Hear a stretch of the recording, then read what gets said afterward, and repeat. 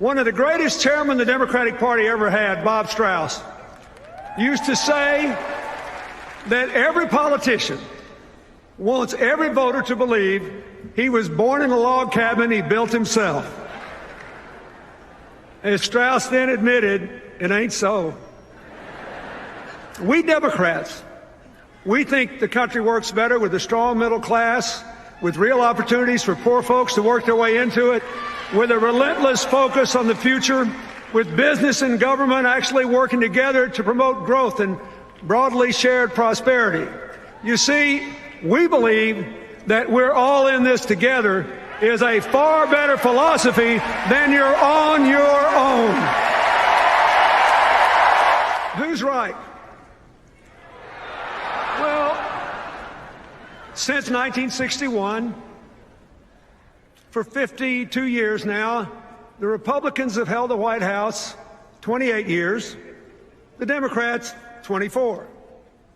In those 52 years, our private economy has produced 66 million private sector jobs. So what's the job score? Republicans, 24 million, Democrats, 42.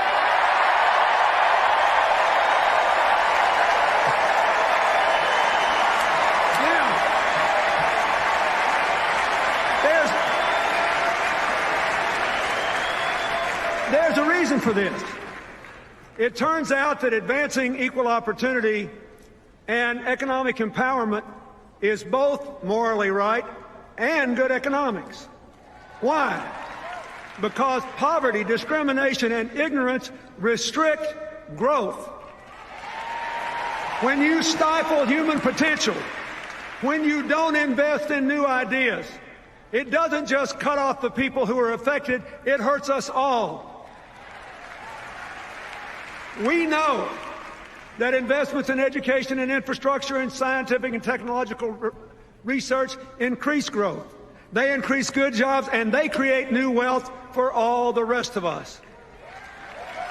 Now, there's something I've noticed lately, you probably have too, and it's this. Maybe just because I grew up in a different time, but though I often disagree with Republicans, I actually never learned to hate them the way the far right that now controls their party seems to hate our president and a lot of other Democrats.